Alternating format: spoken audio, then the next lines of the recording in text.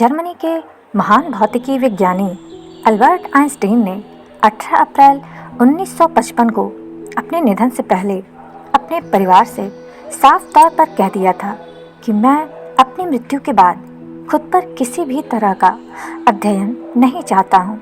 लेकिन उनकी मौत के कुछ घंटों के बाद ही एक मेडिकल एग्जामिनर ने शोध के लिए उनका दिमाग चुरा लिया।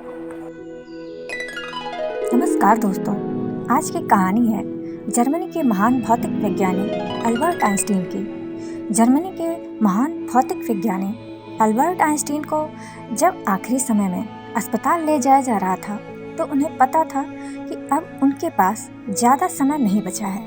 अस्पताल पहुंचने पर 76 वर्षीय आइंस्टीन ने डॉक्टर से कहा कि अब मुझे किसी तरह की मेडिकल सपोर्ट की ज़रूरत नहीं है। उन्होंने कहा कि मैं जब चाहूँ तब चले जाना चाहता हूँ। बनावटी जीवन जीने में कोई आनंद नहीं है। मैं अपने हिस्से का काम कर चुका हूँ। अब मेरे पास जाने का वक्त आ गया है। मैं पूरी निष्ठा के साथ अब जाना चाहता हूँ। जब 18 अप्रैल 1955 को अल्बर्ट आइंस्टीन की पेट की गंभीर समस्या के चलते मृत्यु हो गई तो उन्होंने अपने पीछे एक अद्वितीय विरासत छोड़ी थी। घुंघराले बालों वाला वैज्ञानिक 20वीं शताब्दी का प्रतीक बन गया था। महान आर्टिस्ट चार्ली चैपलिन से उनकी गहरी दोस्ती थी। वह उन लोगों में से थे जो सत्तावाद के रूप में फैल रहे नाजी जर्मनी से बच निकले और भौतिकी के नए मॉडल का नेतृत्व किया था। आइंस्टीन उस दौर में इतने सम्मानित व्यक्ति थे कि उनकी मृत्यु के कुछ घंटों के बाद ही उनके शव से उनका मस्तिष्क चुरा लिया गया था। फिर उनके दिमाग को एक डॉक्टर के घर में जार में रख दिया गया था। हालांकि उनके जीवन और उनके कार्यों को सावधानी से संजोया गया, फिर भी आइंस्टीन की मृत्यु और बाद में उनके मस्तिष्क की विचित्र यात्रा आज भी लोगों को आश्चर्यचकित करती है। आइंस्टीन का जन्म 14 मार्च 1889 को जर्मनी में बोर्टेमबर्ग में उल्म में हुआ था। धर्मनिरपेक्ष माता पिता की संतान आइंस्टीन लंबे समय तक सिर्फ एक लक्ष्यहीन मध्यम वर्गीय यहूदी युवा थे। इसके बाद उन्होंने 1915 में सामान्य सापेक्षता का सिद्धांत विकसित किया। इसके 6 साल बाद यानी 1921 में उन्हें भौतिकी के लिए नोबेल शांति पुरस्कार मिला। इससे पहले 5 साल की उम्र में पहली बार कंपास से उनकी मुलाकात हुई थी। उन्हें कंपास देखकर बहुत आश्चर्य हुआ था। हालांकि इसने उनके मन में ब्रह्मांड की अदृश्य शक्तियों के प्रति आजीवन आकार को जन्म दिया। इसके बाद 12 साल की उम्र में उनकी मुलाकात ज्यामिति की किताब हुर्द से हुई। इसे वह प्यार से अपनी पवित्र छोटी ज्यामिति पुस्तक कहते थे। इसी समय के आसपास आइंस्टीन के शिक्षकों ने उनके बारे में कहा था कि तुम्हारा जीवन में कुछ नहीं हो सकता। इसके सबके बाद भी आइंस्टीन की बिजली और प्रकाश को लेकर जिज्ञासा बढ़ती गई। उन्होंने 1900 में स्विट्जरलैंड के ज्यूरिख में Swiss federal institute of technology से ग्रेजुएट की डिग्री ली। अपनी जिज्ञासु प्रकृति और अकादमिक पृष्ठभूमि के बावजूद आइंस्टीन को शोध के लिए काफ़ी संघर्ष करना पड़ा। वर्षों तक बच्चों को ट्यूशन देने के बाद एक दोस्त के पिता ने आइंस्टीन को बर्न में एक पेटेंट कार्यालय में क्लर्क के पद के लिए सिफारिश की। नौकरी मिलने के बाद आइंस्टीन ने अपनी प्रेमिका से शादी की, जिनसे 2 बच्चे हुए। इसी बीच आइंस्टीन अपने खाली समय में ब्रह्मांड के बारे में सिद्धांत तैयार करते रहे। भौतिकी समुदाय ने शुरू में उनकी उपेक्षा की, लेकिन उन्होंने सम्मेलनों और अंतर्राष्ट्रीय बैठकों में भाग लेकर ख्याति हासिल करनी शुरू कर दी। आखिर में उनको सफलता मिली और 1915 में उन्हें सापेक्षता के अपने सामान्य सिद्धांत को पूरा किया। उन्हें दुनिया भर में एक महान विचारक के रूप में सम्मान मिलना शुरू हो गया था। शिक्षाविदों और हॉलीवुड की मशहूर हस्तियों के साथ उनकी गहरी मित्रता होने लगी थी। चार्ली चैपलिन ने एक बार उनसे कहा था कि लोग मेरी सराहना करते हैं क्योंकि हर कोई मुझे समझता है, और वहीं लोग आपकी सराहना करते हैं क्योंकि कोई भी आपको समझ नहीं पाता। आइंस्टीन ने उनसे पूछा कि लोग मुझ पर इतना ज़्यादा ध्यान दे रहे हैं, इसका क्या मतलब है? चैपलिन ने उत्तर दिया, कुछ नहीं।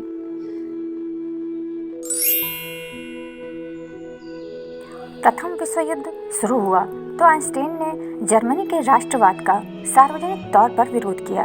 जैसे ही दूसरा विश्व युद्ध शुरू हुआ तो आइंस्टीन नाजियों के उत्पीड़न से बचने के लिए अपनी दूसरी पत्नी एल्सा आइंस्टीन के साथ अमेरिका चले गए।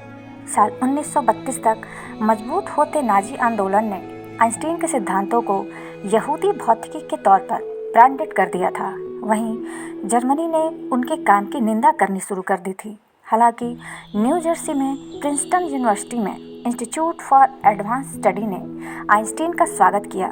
यहाँ उन्होंने काम किया और 2 दशक बाद अपनी मृत्यु तक दुनिया के रहस्यों पर चिंतन किया। दोस्तों, अब हम जानेंगे कि अल्बर्ट आइंस्टीन का निधन कैसे हुआ। अपने अंतिम दिन की आइंस्टीन इजराइल की 7वीं वर्षगांठ के उपलक्ष्य में एक टेलीविज़न कार्यक्रम के लिए भाषण लिखने में व्यस्त थे। इसी दौरान उन्हें पेट में किसी गंभीर समस्या का अनुभव हुआ। उन्हें AAA नाम की पेट की गंभीर समस्या हुई थी।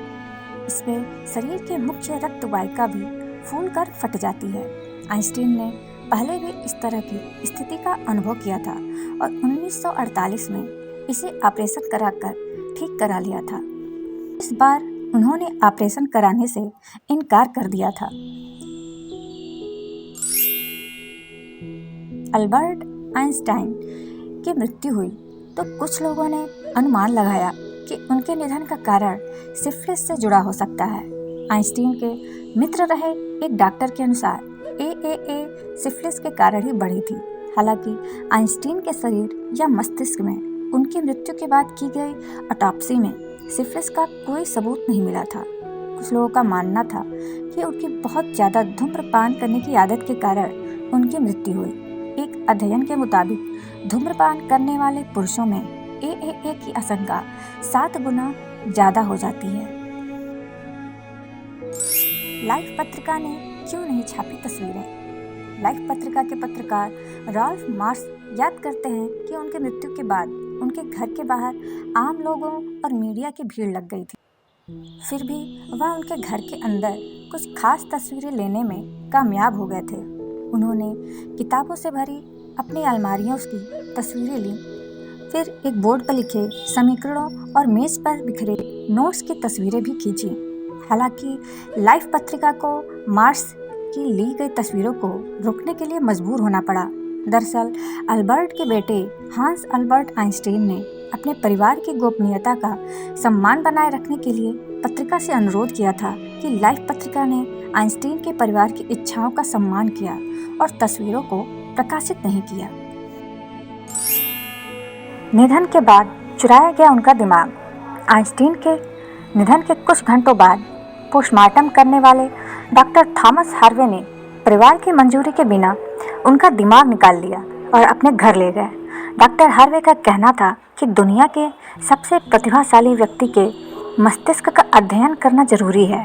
आइंस्टीन की अपने शरीर के किसी भी परीक्षण की मनाही के बाद भी उनके बेटे हांस ने डॉक्टर हार्वे को उनका काम करने दिया। दरअसल हांस का मानना था कि डॉक्टर हार्वे जो करना चाहते हैं वो दुनिया की भलाई के लिए ज़रूरी है। हार्वे ने आइंस्टीन के दिमाग की दर्जनों तस्वीरें खींची। दिमाग के क्यों किए गए थे 240 टुकड़े? डॉक्टर हार्वे ने तस्वीरें लेने के बाद आइंस्टीन के दिमाग को 240 टुकड़ों में काट दिया। इनमें से कुछ को उन्होंने अन्य शोधकर्ताओं को भेजा। डॉक्टर हार्वे ने 90 के दशक में आइंस्टीन की पोती को आइंस्टीन के दिमाग का एक हिस्सा उपहार में देने की कोशिश की। हालांकि उनकी पत्नी ने ये तोहफा लेने से इनकार कर दिया। कहा जाता है डॉक्टर हार्वे ने उनके मस्तिष्क के कुछ हिस्सों को एक साइडर बॉक्स में दूसरे शोधकर्ताओं तक पहुंचाया था, जिसे उन्होंने बियर कूलर के नीचे रखा था। डॉक्टर हार्वे ने 1885 में आइंस्टीन के दिमाग पर एक पेपर प्रकाशित किया। इसमें उन्होंने लिखा कि ये दिमाग औसत मस्तिष्क से अलग दिखता है, इसलिए अलग से तरह के काम भी करता है। डॉक्टर हार्वे के काम पर उठते रहे सवाल। आइंस्टीन के दिमाग पर बाद के अध्ययनों ने इन सिद्धांतों का खंडन किया कि वहीं कुछ शोधकर्ताओं का कहना है कि डॉक्टर हार्वे का काम सही था। इसी बीच हार्वे ने 1988 में अक्षमता के लिए अपना मेडिकल लाइसेंस खो दिया।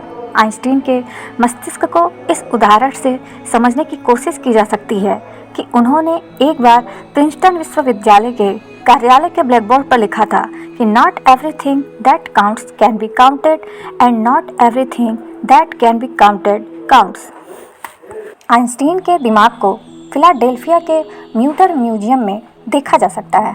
तो दोस्तों, आज की ये कहानी अल्बर्ट आइंस्टीन की आपको कैसी लगी कमेंट में मुझे ज़रूर बताइएगा और मेरे चैनल को लाइक, कमेंट, शेयर और अगर चैनल पे नए हैं तो इसे सब्सक्राइब करना बिल्कुल मत भूलिएगा। फिर हम मिलेंगे ऐसे ही एक अच्छी सी कहानी में। तब तक के लिए अपना ख्याल रखें। जय श्री राम।